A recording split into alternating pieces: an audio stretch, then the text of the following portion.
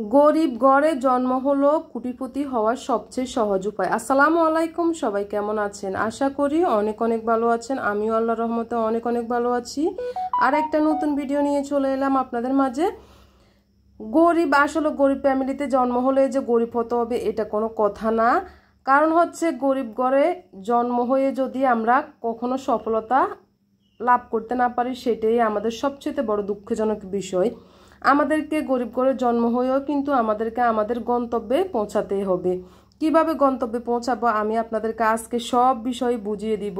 একটা মানুষ আসলে যখন গরিব ঘরে জন্মে তখন কোনো দুঃখই করবেন না, কারণ হচ্ছে নিজে থেকে সফলতা নিজে থেকেই করতে হবে।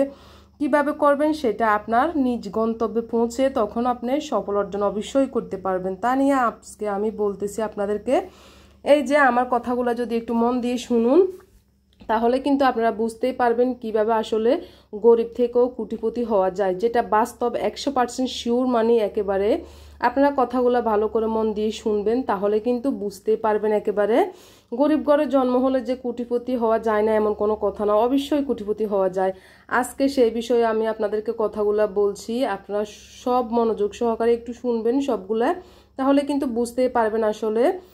তো এখানে হচ্ছে আমি আপনাদেরকে বলছি, আপনার কাছে কোনো টাকা নেই, কি করবেন? মানে আমি একেবারে গরিব, আমার কাছে কোনো টাকা নেই, আমি কি করব? আমার মেন প্রথম ইয়েটা হচ্ছে এইটা, আমার কাছে কোনো টাকা নেই, কি করব? তো এখানে হচ্ছে পরিশ্রম করে কিছু টাকা জমাতে হবে, অবশ্যই কিন্তু কঠোর পরিশ্রম করে। আমাকে আমি কোনো কাজে লজ্জাবোধ করব না, যে কোনো কাজে আমি একটুখানি কঠোর পরিশ্রম করে কিছু টাকা তো অবশ্যই জমাতে হবে আমাকে। যখন আমি সফলতা অর্জন করব এর পিছনে আমাকে প্রথম উদ্দেশ্য হচ্ছে সফলতা অর্জন করতে হলে কঠোর পরিশ্রম করতে হবে। একটুখানি কঠোর পরিশ্রম করে কিছু টাকা জমাতে হবে, যতই ছোটোখাটো কিছু করি না কেন আমাকে কিছু টাকা জমাতে হবে যেভাবে হোক। এই জমানো টাকা দিয়ে কিন্তু আমি পরবর্তী স্টেপে যেতে পারবো, কিভাবে আমি তারপরের ধাপটা এগাবো। তারপর হচ্ছে অল্প কিছু টাকা দিয়ে ছোটোখাটো উদ্যোক্তা হতে হবে বা ব্যবসা শুরু করতে হবে। যে আমি কঠোর পরিশ্রম করলাম যে কিছু টাকা দিয়ে, সেই কিছু টাকা দিয়ে হচ্ছে আমি কোনো একটা উদ্যোক্তা হওয়ার চেষ্টা করব। মানুষ চাইলে কিন্তু সব কিছু করতে পারে। এখন অল্প কিছু পরিমাণ আমি টাকা দিয়ে হচ্ছে উদ্যোক্তা হব কিংবা ছোটোখাটো একটা ব্যবসা শুরু করব। এটাই আমার হচ্ছে মেইন প্রথম কাজগুলো। এই কাজগুলো করলেই কিন্তু তারপরে আমি আস্তে আস্তে এগিয়ে যেতে পারবো। মানুষ কিন্তু প্রথমেই একেবারে কোটিপতির সাথে সাথে হয়ে যায় না, কিছু স্টেপ নিয়ম পালন অবশ্যই করতে হবে। তারপর হচ্ছে আপনারা এই যে অল্প কিছু টাকা দিয়ে যখন ব্যবসা শুরু করবেন, দেখতেছেন ব্যবসা করেও সফল হচ্ছে না, তাহলে কি করবেন? মানে এই ব্যবসাটাও কিন্তু আমি ভালোভাবে এগাতে পারছি না, তাহলে কি করব? আমার মেইন উদ্দেশ্যটা হচ্ছে এইটা।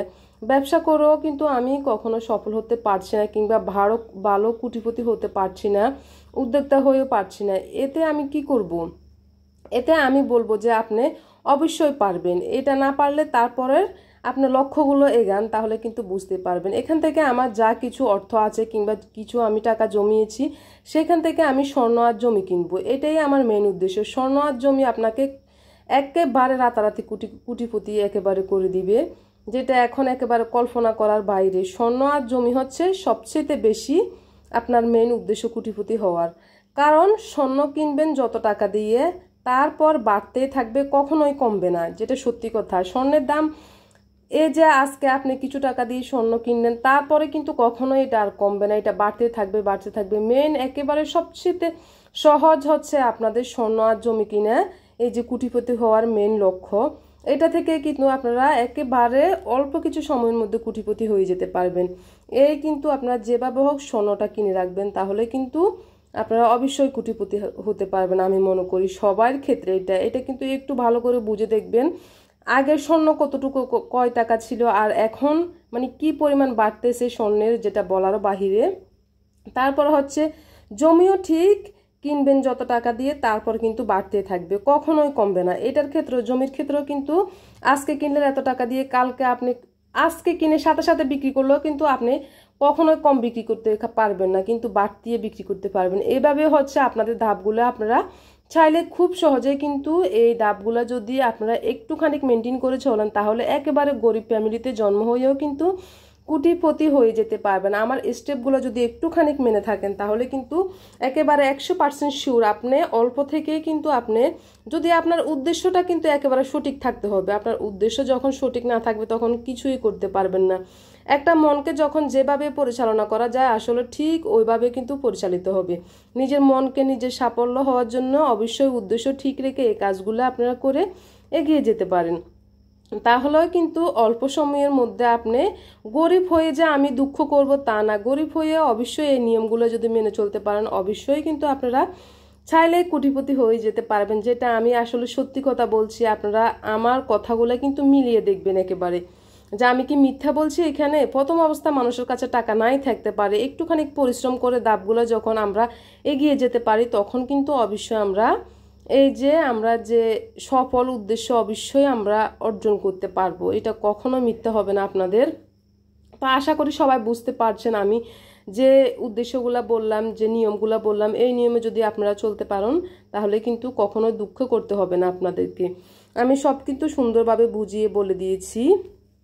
এখন হচ্ছে আমি আমার কিছু কাজকর্ম আর করতেছি, ওগুলোর সাথে সাথে হচ্ছে আপনাদেরকে আমি কথাবার্তা একটু শেয়ার করব।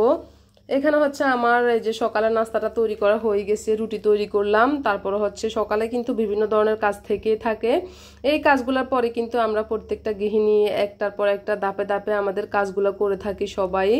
কখনো কিন্তু আসলে কাজ কখনো থেমে থাকে না, এটা কিন্তু আমাদেরকে করতে হবে। যদি না করি সব কিছু কিন্তু একসাথে আবার পড়ে যাবে। এই জন্য হচ্ছে ধাপে ধাপে সহজভাবে কাজগুলোকে আমাদেরকে এগিয়ে নিয়ে যেতে হবে আর কি। বসে থাকবো না, বসে থাকলে অলসতা করলেই কিন্তু সব কিছু একসাথে আসলে গাড়ে চাপা হবে। কারণ কি, কাজ এখন না করে যদি একটু পর করি তাহলে কিন্তু অনেক কাজ একসাথে হয়ে যাবে, তখন অনেক কষ্ট হয়ে যাবে।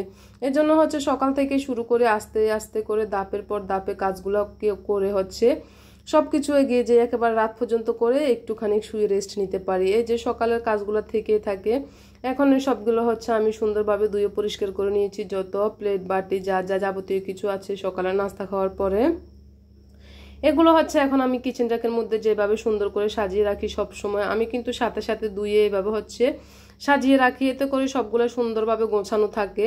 একটুখানি পরিপাটি করে রাখতে আসলে সবারই ভালো লাগে, যদি একটুখানি নিজেই চেষ্টা করে থাকি। তা আমি সুন্দর করে দেখতে পারছেন এগুলা গুছিয়ে রাখলাম আর কি ধোয়ার পরে। তারপর হচ্ছে আমি পরবর্তী কাজগুলো হচ্ছে ধাপে ধাপে করবো আর কি, এগিয়ে যাব এরকম করে। এখন হচ্ছে এই যে ডাইনিং টেবিলের যে গ্লাসের উপরে কিন্তু ময়লা বসে, ধুলাবালি বসে, কিংবা আমরা খাওয়া দাওয়া করলেও একটুখানি ময়লা পড়ে। বেশিরভাগ ছোট বাচ্চারা খেলে কিন্তু একটু ময়লা হয়ে থাকে, তো এগুলা মাঝে মাঝে একটুখানি পরিষ্কার করতে হবে। তো আমি হচ্ছে এখানে এই যে স্প্রে করতেছি, স্প্রে করে হচ্ছে একটা কাপড় দিয়ে ভালোভাবে মুছে নিচ্ছি, তখন কিন্তু গ্লাসটা সুন্দর একেবারে পরিষ্কার হয়ে যাবে।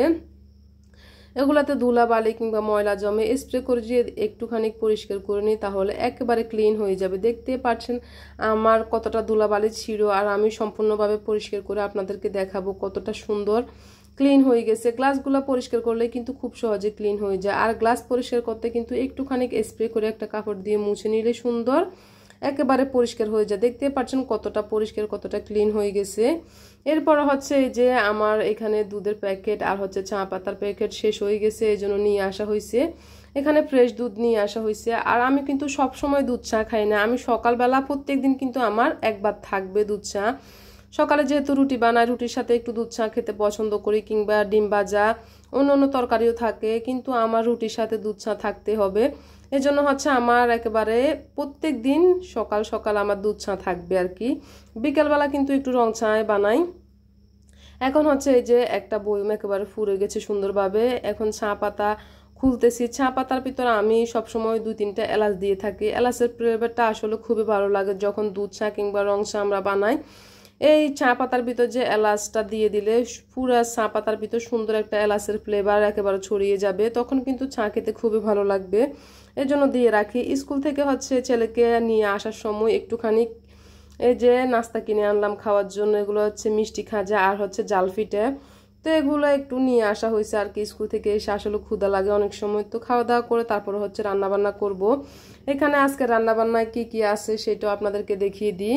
এখানে বরবটি আর আলু রান্না করব মাছের মাথার অংশ দিয়ে আর কি। মাছ নেই, মাছ আসলে শেষ হয়ে গেছে, আনতে হবে। এই জন্য হচ্ছে কয়দিন আমার খুবই কষ্ট হইতেছে যে মাছ ছাড়া অন্য অন্য তরকারি রান্না করতে হইতেছে।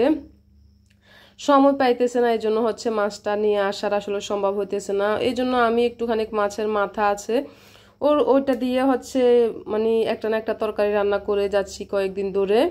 তো যাই হোক, মাছ নিয়ে আসবে শুক্রবারে। তো এখানে হচ্ছে এখন এই যে রান্না করতেছি আমি বরবটি আলু দিয়ে মাছের মাথা দিয়ে হচ্ছে রান্নাটা বসিয়ে দিলাম। বসে দিয়ে এখানে আমি হচ্ছে যে কিছুটা নাড়াচাড়া করে ঢাকনা দিয়ে দিব রান্না করার জন্য। আজকে হচ্ছে আবার বেগুন ভাজা করব। বেগুন ভাজা না বলতে বেগুন ভর্তাটাই করব। আমি যেভাবে বেগুন ভর্তাটা করি সেভাবে কিন্তু আপনাদেরকে একটু একটু করে দেখিয়ে দিব। আমি এই সাইজ করে কেটে হচ্ছে প্রথমে ভাজা করি, তারপর হচ্ছে বেগুন ভর্তা করি। অনেকে হচ্ছে সিদ্ধ বেগুন দিয়ে ভর্তা করে, অনেকে হচ্ছে এই যে পোড়া বেগুন দিয়ে ভর্তা করেন। আমি কিন্তু ভাজা বেগুন দিয়ে ভর্তা করি। তো এখানে আমি এই যে লবণ হলুদ লেগিয়ে তারপর হচ্ছে এই যে ভাজা করতেছি। ভাজা করার পরে কিন্তু আমি আপনাদেরকে দেখিয়ে দেবো একসাথে। এখানে আমার তরকারিটা কিন্তু হইতেছে মোটামুটি, রান্না প্রায় শেষের দিকে আর কি। তরকারি রান্না ভাত হয়ে গেছে আমার সর্বপ্রথম, তারপরে তরকারি রান্না করতেছি। দেখতে পাচ্ছেন সবগুলা কত সুন্দরভাবে বেগুন এই যে ভাজা করে নিলাম। এইভাবে যদি ভর্তা করি অসাধারণ একেবারে খুবই ভালো লাগে আর কি। আমি আপনাদেরকে ভর্তাটা করেও দেখাবো। এখানে আলু করলা ভাজি করব এর সাথে। তো আজকে একটা তরকারি, তারপরে দুইটা, একটা ভর্তা, একটা করলা আলু ভাজি, এটাই থাকবে। আমি আপনাদেরকে সম্পূর্ণভাবে সবটা দেখিয়ে দিব। এই যে এখানে আমি করলা ভাজি করতেছি। আলু একটুখানি বেশি পরিমাণ দিলাম, কারণ করলা বেশি দিলে আসলে একটু তিতে দিতে ভাব লাগে, এই জন্য সবাই খেতে একটু দ্বিধাবোধ করে, তাই আমি একটুখানি আলু বেশি দিই। তাহলে কিন্তু খেতে আর কোনো সমস্যা হয় না, খুবই ভালো লাগে। তো আমি করলা ভাজিটা আসলে করলে কিন্তু একটুখানি জুড়া জুড়া মানে একটু মচমচা টাইপের করতে চাই, তাহলে কিন্তু গরম ভাতের সাথে খেতে অনেক অনেক ভালো লাগে। তো আমি যতটা চেষ্টা করি খুবই মচমচা করতে, আমি আপনাদেরকে দেখিয়ে দিব কিভাবে আমি করলাম বা কীরকম হয়েছে। এখানে হচ্ছে আমি এই যে ভর্তাটা করতেছি, বেগুন ভর্তা। তো বেগুনটা আমি ভালোভাবে কষলিয়ে নিয়েছি। এখন হচ্ছে অল্প কিছু পরিমাণ লবণ দিয়ে দিয়েছি। তার আগে কিন্তু আমি লবণ হলুদ দিয়ে মেখে তারপরে ভাজি করলাম। এখন হচ্ছে এখানে পেঁয়াজটা আমি কষলে নিচ্ছি ভালোভাবে, যেরকম করে আমরা আসলে সাধারণত ভর্তাগুলো করি ওরকমভাবে করতেছি।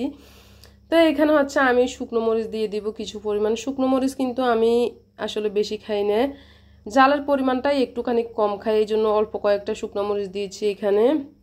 ভালো করে হাত দিয়ে কষলে হচ্ছে এখন সরিষা তেল দিয়ে দিচ্ছি পরিমাণ মতো।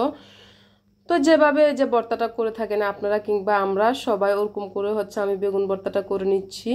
তো সব মিলিয়ে হচ্ছে যে আমার রান্না বান্না একেবারে শেষ। আমি আপনাদেরকে এক পলকে একটু দেখিয়ে দিই। দেখতে পাচ্ছেন একটুখানি অন্ধকার অন্ধকার লাগতেছে, আসলে আজকে কয়েকটা দিন হচ্ছে মেঘলা একেবারে দিনগুলো, রোদ উঠতেছে না, এই জন্য হচ্ছে এরকম দেখাচ্ছে। তো আমি আপনাদেরকে দেখিয়ে দিব কতক্ষণ পর বৃষ্টি আসতেছে। এখানে করলা ভাজিটা কত সুন্দর হয়েছে দেখতে পারছেন, একেবারে মচমচা জুড়া জুড়া। তারপরে এখানে হচ্ছে বেগুন ভর্তা আর হচ্ছে বরবটি রান্না করলাম। তো এই যে দেখাচ্ছি, এখন দেখতে পাচ্ছেন আকাশের অবস্থাটা কিরকম, সব সময় এখন অন্ধকার অন্ধকার হয়ে থাকে, এই জন্য